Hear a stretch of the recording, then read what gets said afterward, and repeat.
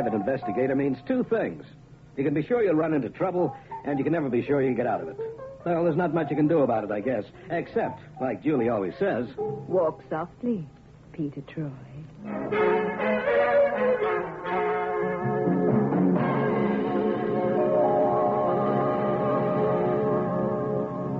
And now, Peter Troy investigates The Vanquished Venus.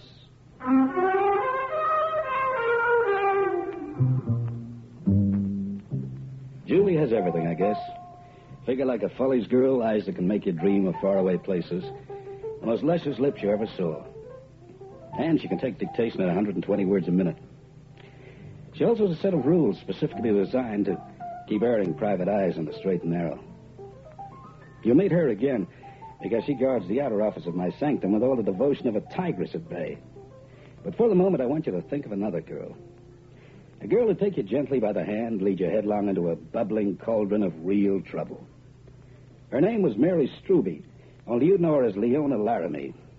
And, brother, where Mary went, applause was sure to follow.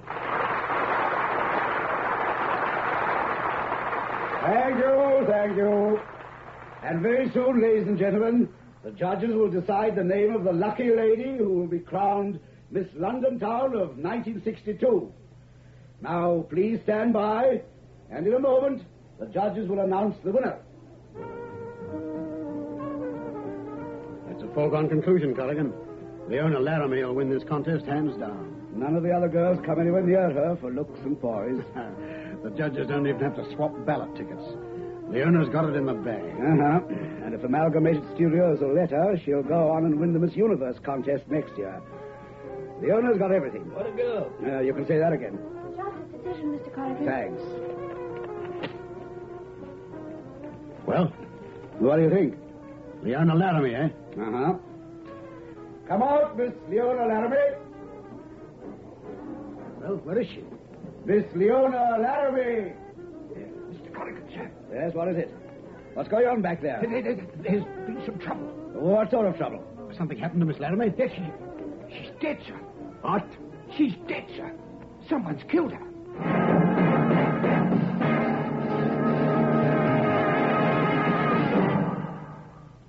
So Mary Strube, alias Leona Laramie, never got to collect her fabulous prizes. They found her backstage, lying in a dark corner. Someone had shot her straight through the heart. Now, I could hold in on this case, not by any client, but by Inspector Morris Caswell of New Scotland Yard. And he didn't come to me for advice, either. He came to shoot questions. And why? I'll tell you. In Leona Laramie's cute little gold-embossed address book, he found my name and my telephone number. Just a plain, straightforward answer, Troy. That's all I want. Pete, you don't have to say a thing till we get a lawyer. Well, thanks for your complete confidence in my innocence, Honeybun. Now, come on, Troy. What was your name doing in her address book? Well, you're not going to believe me if I say I don't know, are you, Inspector? No, I thought not. Come on now, Troy. I never met the lady in question. I can either believe that or he can hold me off with a Hooskow right this instant. Oh. Inspector, Leona Laramie really wasn't Pete's type. You ever see the girl, Julie? Well, no. And Troy wears trousers, doesn't he? Yeah, she was his type. And you have that address book on you? I have. May I? Yeah, I left a marker at the spot. Oh, no. That is your name and your phone number, isn't it? No, come on now, Troy. Look, I'm sorry. I never met the girl. Don't be coy. Look, I never All even... right. All right. Am I a suspect? You could be. And for the time being, let me just say... I know. Don't go go taking any trips out of town. Goodbye, Inspector. Bye, Troy. Oh, Pete, I never met the girl. I believe you. Well, thanks. But your name was in her address book. How did it get there? Well, that's something I'm going to find out, honey. Oh, now, Pete, why don't you just let the inspector Now, take do this all down that? before I forget it, huh? All right. You ready? Mm-hmm. Elaine Delorme, Grosvenor 8838. Mm-hmm. Gustav, Chelsea, 6653. Gilda Jason, Mayfair, 2937. Have you got him? Uh-huh. I memorized those names and phone numbers before he grabbed the book back. And they could give us some sort of a lead. You can forget Gustav in Chelsea. Hmm? He's a hairdresser. Very good one, too. When my errant boss has the money to pay me my wages, I go there for a hairdo. Oh, good. Mm-hmm. Pete. Why go to all the trouble of following up the others?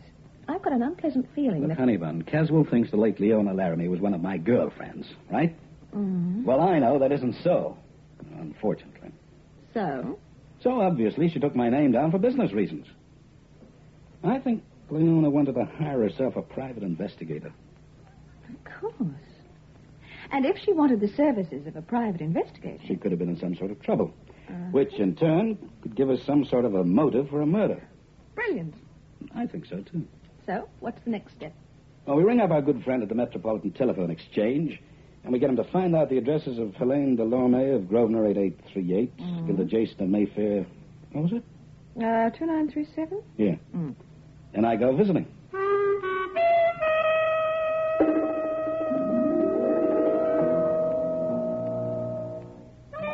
You say you're not a policeman, Mr. Troy. No, a private investigator. Then... Miss Delorme, my name and phone number were found in Leona's address book. Now, obviously, she wanted to hire me for some reason. If I could just find out what... Will I say something funny? Oh, no, but I think there must be some mistake.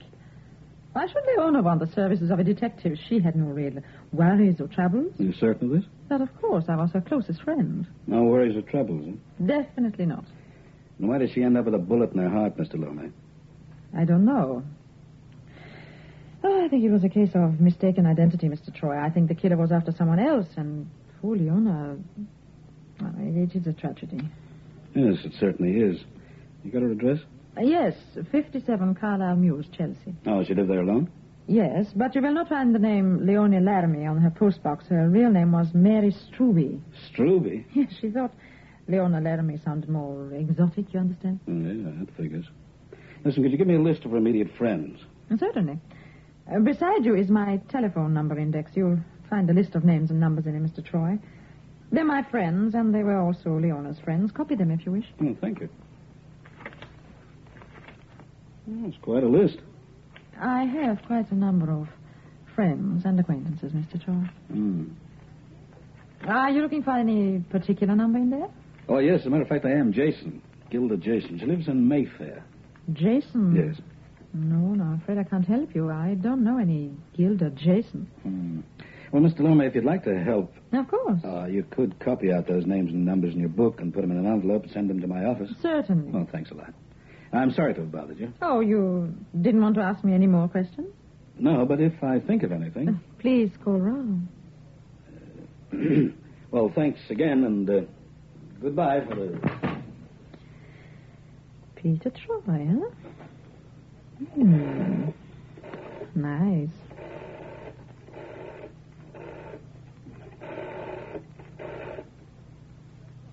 Hello, Gustavs? This is Helene Delorme. I should like to make an appointment to have my hair set this afternoon, please. 2:30, excellent. And will you be sure to have Miss Gilda Jason attend to me? That's right, Gilda Jason. She always looks after me.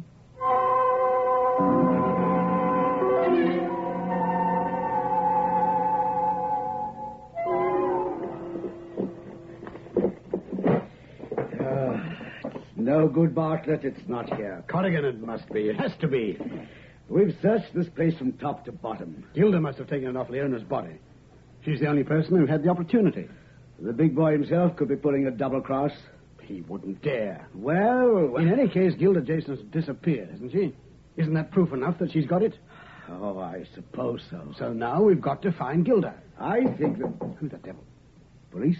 They've already been here looking for her. Who then? I think we'd better find out. I'll keep you covered just in case.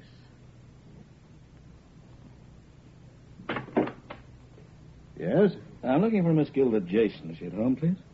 Gilda Jason? Yes.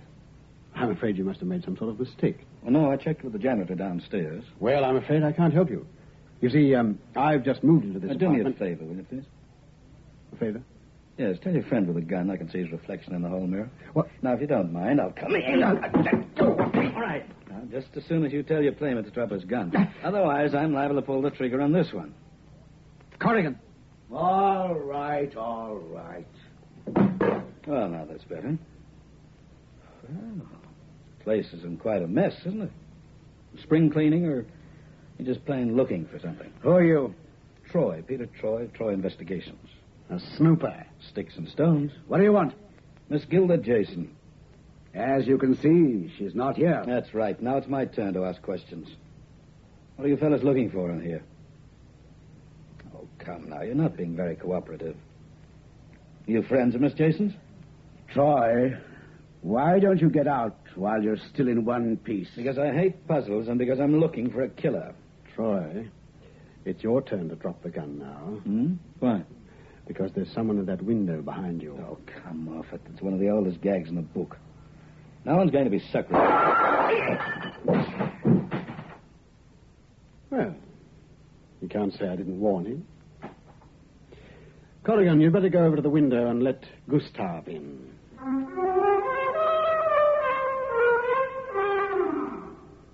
I heard the window pane explode behind me. Felt a sledgehammer blow on the side of my head.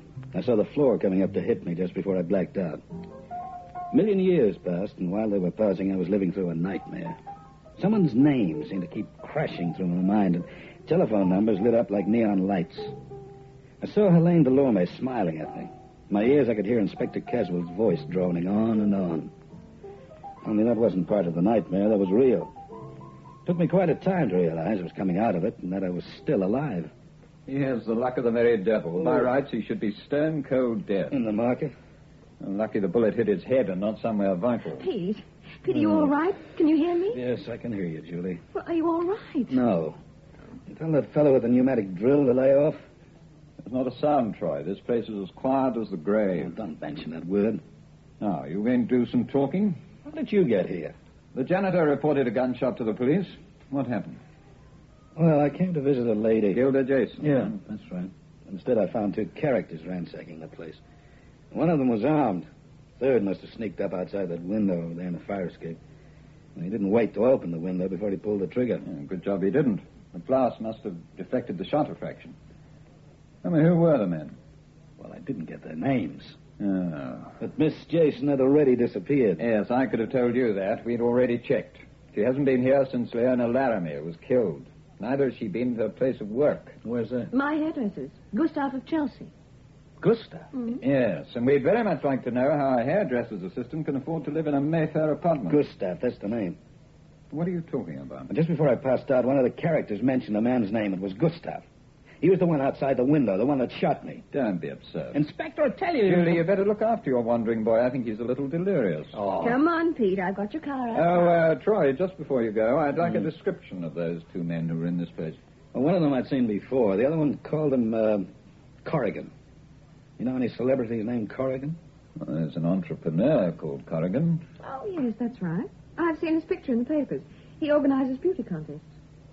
Beauty contests, eh? Like the one Leona Laramie entered. Now, Troy, you'd better keep out of this. Ah, so you know more than you're telling, Inspector. I've got a personal stake in this case now. I don't like guys taking pot shots at me through windows.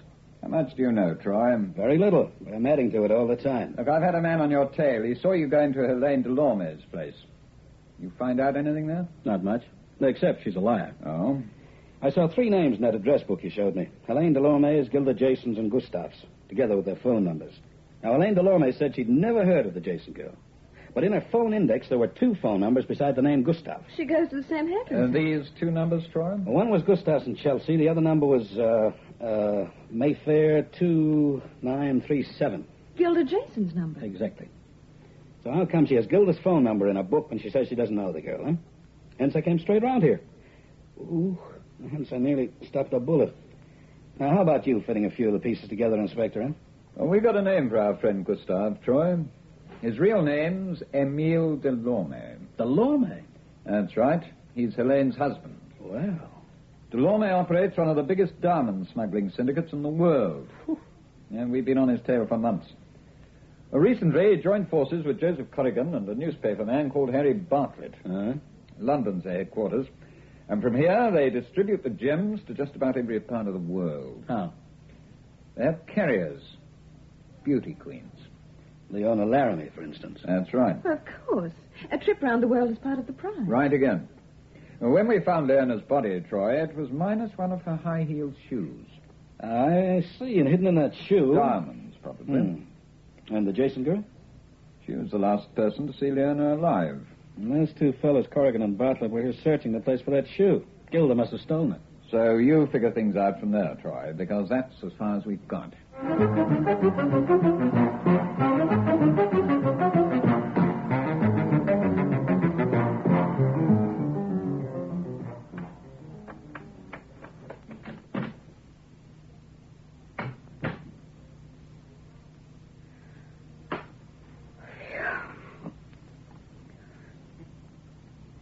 Good evening, Gilda.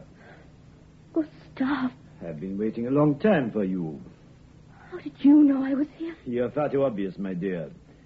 Corrigan and Bartlett searched your apartment and found nothing. I, on the other hand, did not bother to look for poor Leona's shoe. I knew it wouldn't be there. Instead, I hunted for some clue as to your whereabouts. I found it in the waste paper basket. Gustav, please. A discarded copy of the classified section of the London Daily Tribune. In the flats to let column, I found some addresses ticked off. I just checked on them. Here, they told me that a young lady answering to your description had rented this place just 2 days ago. Gustav, if you want the diamonds... Oh, yes, I want them, Gilda. But I also want some sort of an explanation. It was Leona's idea. She was getting scared. I knew that. That's why she had to die. You killed her? Oh, yes. The sound of the tumultuous applause from her admiring audience muffled the sound of the shot. I find that ironic. She said she was getting out. She asked me to come with her. Taking the diamonds hidden in her shoe? We had to have money. It's not the diamonds I worry about, Gilda. It's the fact that you double-crossed me. I knew about Leona, but you were a deep shock to me. Look, I've worked for you for years, Gustav. You and your wife. And all that time Which makes it all the more hurtful, my dear. I trusted you. Now I must really set you up as an example to the others who work for me. What are you going to do? Now, what do you think? No, please. You had such a good job, Gilda. Personal hairdresser to the various beauty queens who went abroad. All you had to do was to keep your eye on them. So easy. You merely had to make sure they handed over the stones to our various contacts abroad. But you became greedy. No, I just want to get out But of the... no one ever gets out of this business, Gilda. Not alive, anyway.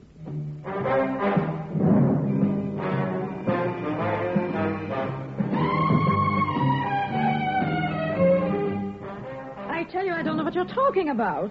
Gustav is merely my hairdresser. And he left here only 15 minutes ago, Mr. Delaunay. No. My secretary was watching the place. She saw him come in here. She was mistaken. He's her hairdresser, too. She recognized him. Gustav of Chelsea, Emile Delorme diamond smuggler, the one and the same person.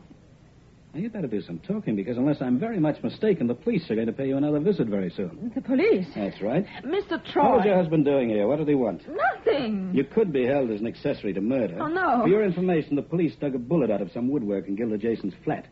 A bullet fired at me by her husband. Now, that matches the one taken from Leona Laramie's body. Can you understand what that means? Yes. Good. But I had nothing to do with her death. In this country, as an accessory, you get the same punishment as the killer. Now, I'm getting impatient. He said he'd found Gilda Jason. Where is she? 34 Cochrane Street, St. John's Wood. All right. Oh, one last thing. How come my address got in Leona's notebook? She worked for my husband. Oh, I know that. She was frightened. She wanted to leave us, but she knew Emile Gustave never allowed anyone to leave his employment. Obviously, she wanted to hire a private investigator as a bodyguard. My husband found your name in her notebook, and that made him think she was ready to run away. So it was my name in Leona's notebook that was her death warrant. But what happens to me? You've got to give me some protection. Lady, in my book, you're just one grade higher than your killer husband. The only thing you didn't do was pull the trigger. Tell your story to the police. Oh, no. Wait. If Emile finds out that he'd kill me, just as he killed her.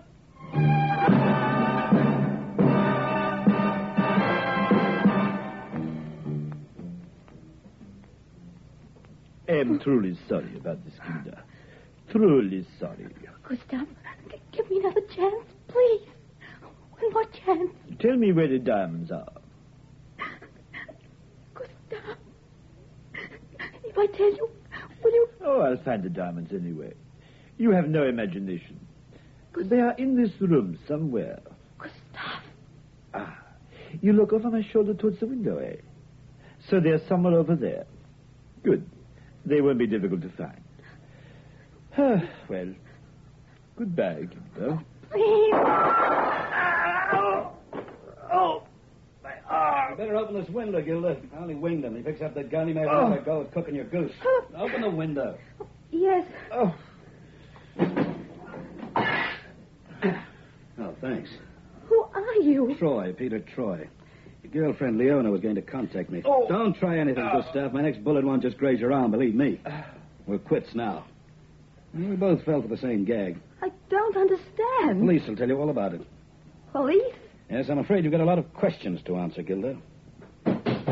Offhand, I'd say that was them now. Go let them in. Miss Jason, where are the police? Troy. I thought you wouldn't be too far behind, Inspector. Lane give you the tip, too? Well, herewith Gustav of Chelsea or Emile Delaunay, whichever you please. Slightly the worse for wear. You have nothing on me. Oh, tell him, Inspector. Is he all right? I heard a gunshot.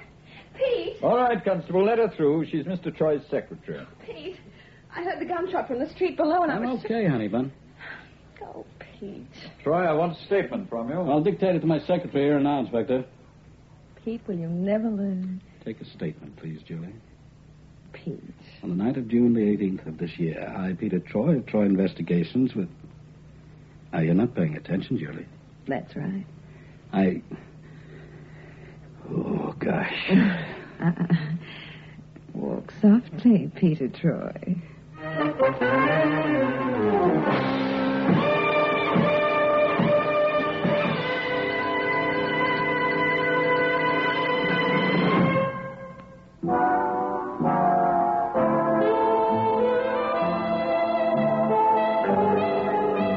Emile Delorme was tried and convicted on a charge of murder, together with a whole heap of other things. His wife, Elaine Delorme, was sentenced to 10 years penal servitude. Corrigan and Bartlett both landed 7 years apiece. Gilda Jason? Well, the judge went easier on her. She turned Queen's evidence, gave the Crown the complete lowdown on Emile Delorme's diamond smuggling operation. As for me, well, I promptly went to bed for a couple of days. I don't care what anyone says. A bullet that plows a furrow across your temple is just no good for the Constitution at all. It took 48 hours for that guy with the pneumatic drill to finish digging a hole in my head.